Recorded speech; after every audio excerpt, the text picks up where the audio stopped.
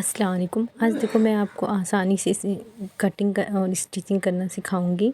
जो फैब्रिक में हमारा अस्तर वाला रहता है कुर्ती, तो अक्सर उसके लिए बहुत ज़्यादा मसला होता है। तो उसके लिए मैं आपको इसी ट्रिक बताऊंगी जिससे आप आसानी से स्टिचिंग करेंगे और इसमें कोई भी झोल टाइप का नहीं आएगा। सबसे पहले आप फैब्रिक जो भी ले रहे हैं उसके जो भी लोगो टाइप रहता है सब वो निकाल लेंगे। ये जो मैं फैब्रिक ली हूँ, जो मेरी कुर्ती है उसके अंदर नेक बना नहीं हुआ है, इसलिए इसको स्टिचिंग करने में बहुत ही आसानी होगी।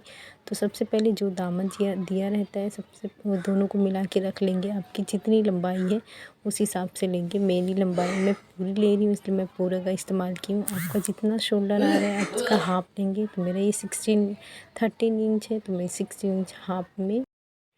उसके बाद देखो आपकी जो भी कट लंबाई है, जहाँ से चक बनाएंगे वहाँ पे एक निशान लगाएंगे और जो दरमियान में आएगा वो हमारा कमर का होगा। तो इसमें हम जो भी एक्स्ट्रा मार्जिन के लिए लेंगे 1.5 इंच ही लेंगे और जो कमर पे जिसका हम चाक बनाएंगे वहाँ पे 1 इंच लेंगे।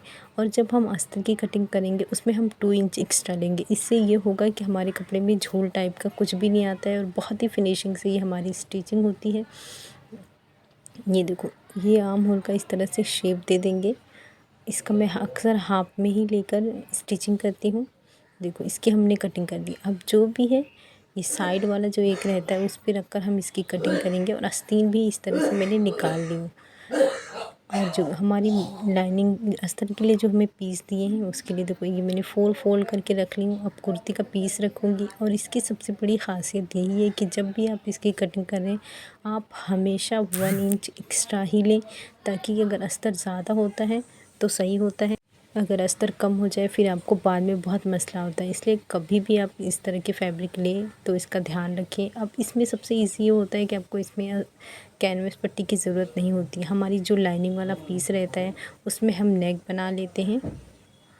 ये देखो इस तरह से मैंने रखी हूँ फैब्रिक और जो भी है एक्स्ट्रा है सब मैंने दूसरा भी इसी तरह से कट कर लूँ। अब इसमें नेक बनाने का सबसे बड़ा आसान तरीका यही रहता है कि सबसे पहले हम ऊपर इस तरह से फोल्ड करेंगे। आपको जैसा भी नेक बनाना है सबसे पहले हम जो अस्तर का इस्तेमाल करें उस पर बना लें। तो ये देखो ये मैंने सेंटर पे निशान लगा ली हूँ। उसके बाद यहाँ से मैं 2.5 इंच पे निशान लगाऊंगी। आपको जितना बड़ा नेक चाहिए आप उतना ले सकती हैं। मैंने ली हूँ 6.5 इंच क्योंकि मुझे डीप नेक पसंद नहीं है।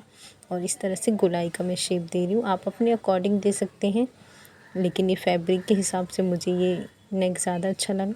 तो इस तरह से रखेंगे और हल्का सा इस तरह से करेंगे तो ये पूरा डिज़ाइन आ जाएगा। ये देखो इस तरह से हमारा डिज़ाइन आ गया है।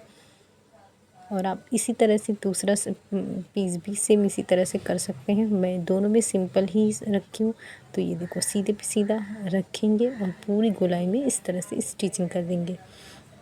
ये हमने स्टिचिंग कर लेना है सेम उसी तरह से दोनों। आप चाहे तो आस्तीन में अस्तर लगाएं, नहीं चाहते तो नहीं भी लगा सकते हैं। जो भी एक्स्ट्रा बचा है देखो इसके जो पीस एक्स्ट्रा बचा हुआ रहता है उसमें आप इसके लिए शलवार पैंट प्लाजो जो भी बनाना चाहते हैं आप इस तरह से बनाने में उसके लिए देखो इस तरह से फोल्ड करके रखेंगे और इस तरह से उसकी कटिंग कर देंगे। तो मैं इसके अंदर हल्का सा जो कम घेर वाला प्लाजो रहता है वो मैंने बनाई हूँ। ये देखो इस तरह से बहुत ही फिनिशिंग से मेरी स्टिचिंग हो चुकी है। और मैंने आस्तीन में भी अस्तर डाली हूँ क्योंकि बगैर अस्तर के मुझे आस्तीन पसंद नहीं आती। तो ये देखो बहुत ही फिनिशिंग से ये हमारा बन के रेडी हुआ है।